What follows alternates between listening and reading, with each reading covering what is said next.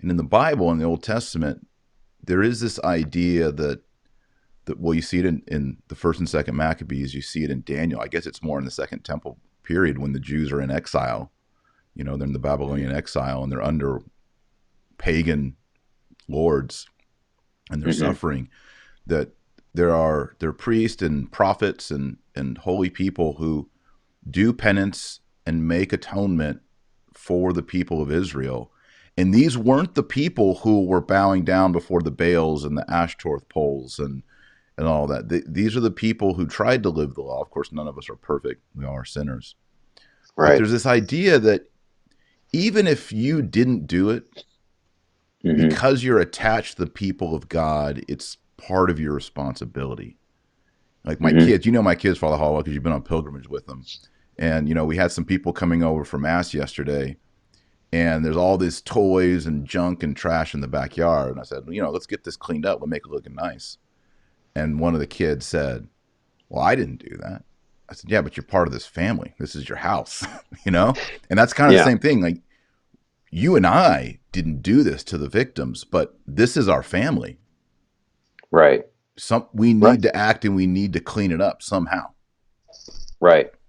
And I know, like, so we went into Exodus 90, kind of then last year, and I took it all on. Everything that I did on that was for victim survivors of abuse. I'd make that prayer before every cold shower, um, and everything else.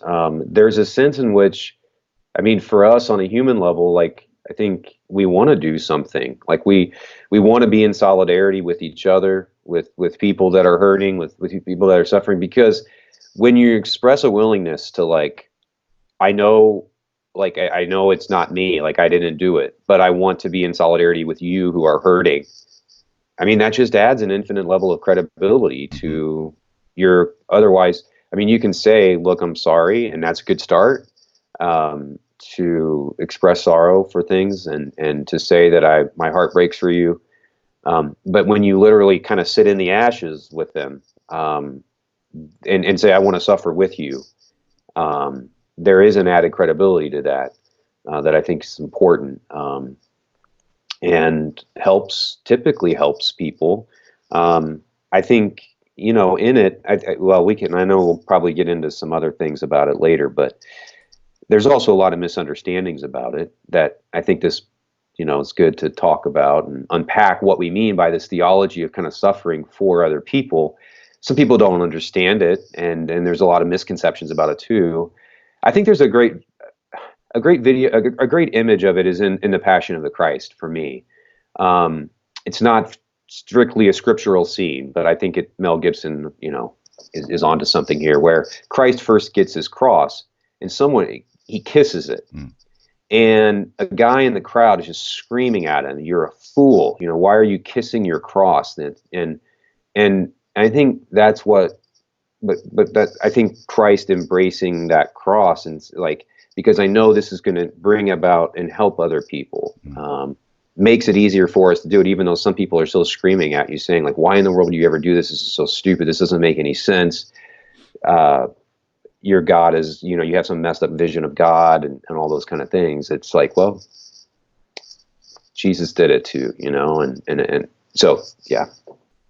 I've been a Protestant, and that is one of the things that turns on light bulbs or fireworks go off in your mind as you're learning what Catholicism is and the riches of Catholicism. And it's a little bit of a scandal, but then also just a huge, um, glorious doctrine that we have this idea of vicarious suffering. And in the Mass, there's prayers that the priests say that are in the collects, but also in the Roman canon.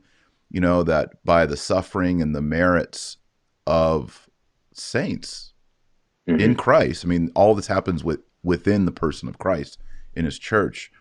But the idea that somehow Saint Agatha's suffering and her good deeds not only helped the church back then, but continue to reverberate through the church.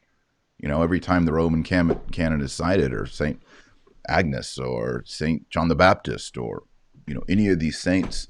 especially in their martyrdoms. The saints, the canonization was originally martyrs, and this idea that somehow their credit, their merit, could be beneficial to us sinners still here on earth. Hmm. That's, Luther hated that. Right. Protestants reject that. They don't like it. It's Christ alone. But in Catholic theology, we have room for that.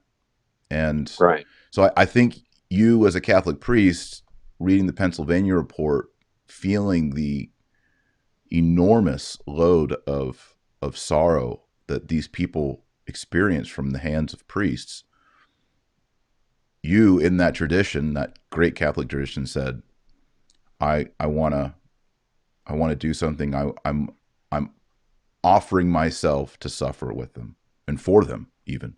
Right. And isn't, I mean, right, like there's so much that's so good about powerful about suffering in Catholicism and making the faith. I think where it helps distinguish Catholicism from the 40,000 other Christianity formats that are out there. Does Christ suffer? Is that enough for the sanctification and redemption of the world? Well, yes. But does Christ's love also enough for the sanctification and redemption of the world? Well, yeah, in one sense, but we're still called to love. Right. Like we can participate. For Catholics, there's this sense in which we participate in the breaking forth of the kingdom into the world now, and we have a role to play in that. Is Christ's cross enough? Does it win salvation? Yes, but do we have a role to play in bringing that forth into the world? Yes. Why are we here? Why? Right. Why? Why not just, Like, if we get baptized, poof, you go to heaven? Yeah, right, there's something right. to be Like, done. there's love. So everyone admits that, like, I have to love, right? So, but isn't Christ's love enough? Yes, it is. But am I supposed to still love? Yes, because I'm called to participate in it. And it's the same with suffering. Our suffering never has to be meaningless. Mm, It and so for me, one of the places that I see as a pastor suffering breaking out the worst is in nursing homes. mm, Okay. I go to nursing homes and it's everybody staring at the wall, broken people, spiritually crushed because they've been abandoned and many times by their families, right? Going into places like that, going into the hospitals, going into the people who have no one else, to tell them your suffering can be transformative and offered up for other people instantly changes the dynamic for them.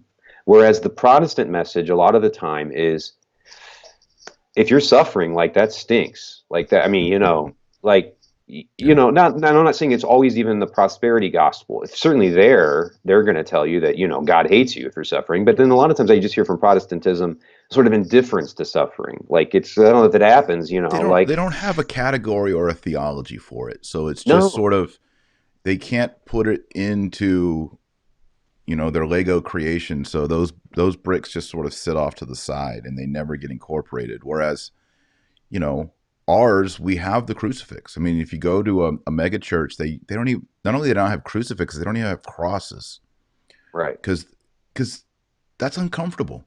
Seeing right, Christ bloody on a cross, crown of thorns, wearing a loincloth, that's right, uncomfortable. right. But yet, if you understand it and you accept it, it brings you comfort, and that's what you're saying. Right. And we're called to participate in the cross, right? Like people are always like, "Don't you know about Easter Sunday?" We're like, "Yeah, we know about Easter Sunday, but I haven't resurrected yet." Right. Right? Like, so I know Christ is resurrected and then the victory is already won and I'm asked to participate in it, but I'm still not resurrected.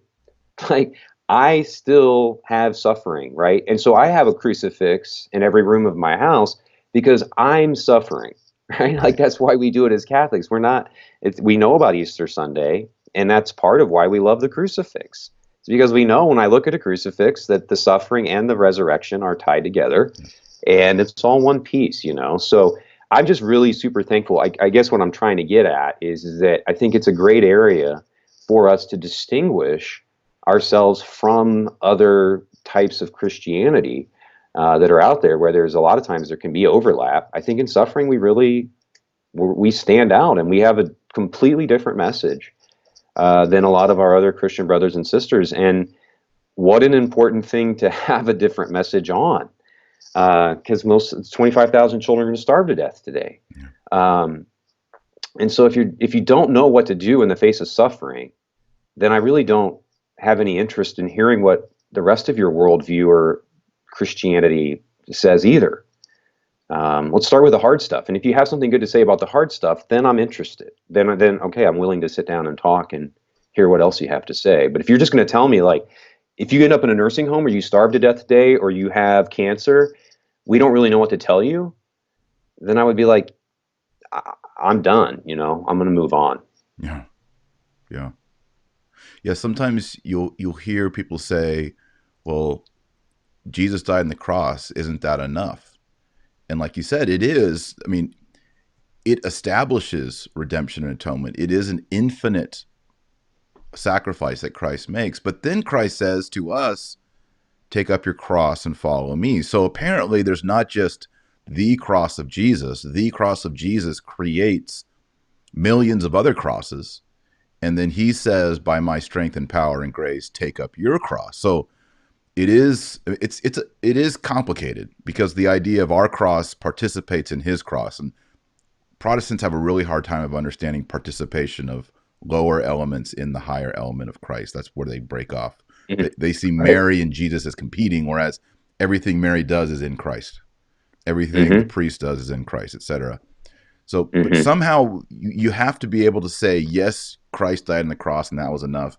And then because of that, he says to the baptized, now you take up your cross and follow me, Right. which presumes you're going to get crucified. Right.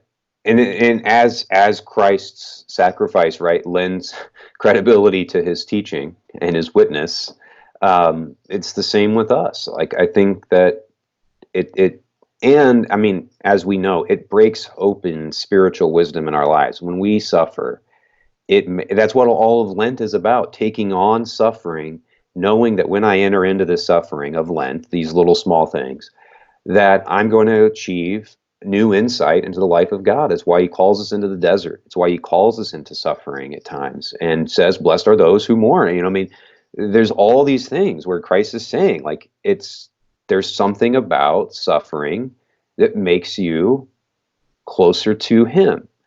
And he's not joking. Like, Mm-hmm. it's not a metaphor. And yeah, so like, yeah, that to me is it's a really important, it's the front edge of ecumenism. I mean, when we talk about, I think, our relation to other faiths, it's okay, well, tell me, let's hash out before we start talking about, other things. Let's talk about suffering and tell me what you think. Yeah.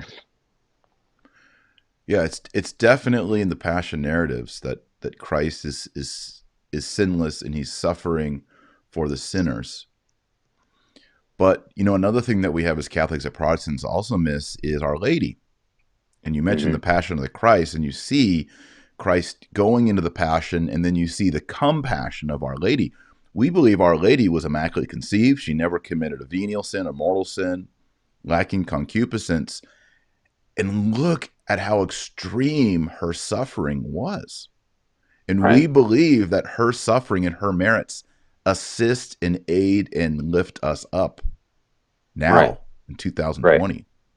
right, So it's it's right there at the very beginning in the font of Catholicism that if you want to be close to Jesus, his thorns are going to prick you. right. But there's a blessing in it, right? Too, right? Of course, that entering into the suffering is going to strip away the stuff that distracts you. It brings you closer to reality. It doesn't that all the things that are of the world, the comforts and stuff that are not even wrong or evil in themselves, it insulate us from reality. Whereas suffering immediately forces us to ask the really important questions: why am I here? Why is this happening? Who is God? What is the point of life? It throws to the very front of our minds and our hearts and our souls, immediately, suffering does, these super important questions, which is why we have this process and practice of taking them on.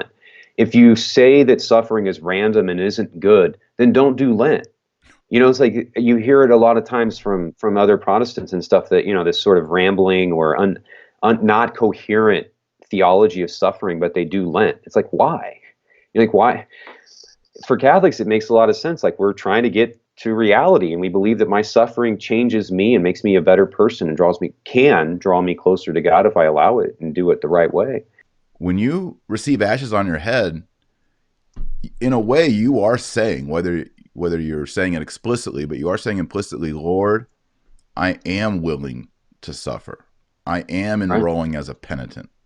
There's really no sugarcoating Ash Wednesday. I mean, there's no positive spin on it. I mean, in the sense of secular spin on it at this point. It's just, I think it's this thing that speaks to people. And I mean, that's the thing. I mean, if you're suffering and you think that that suffering is meaningless, that's the most depressing thing that you could possibly experience on earth. But if you flip it to the Catholic understanding of it, which is that suffering actually has great meaning for others, for yourself, it will give you great joy if you just change the way you understand it. It becomes from the worst thing on earth to the best thing, right? Like, that's the amazing thing about it. So if you're out there peddling this notion of suffering that's not Catholic, you're selling people the worst possible experience on the planet. And the Catholic Church is trying to help people understand and elevate it to know, actually, what you think is the worst experience is actually the most transformative and powerful, life-giving experience that you can have on this side of heaven.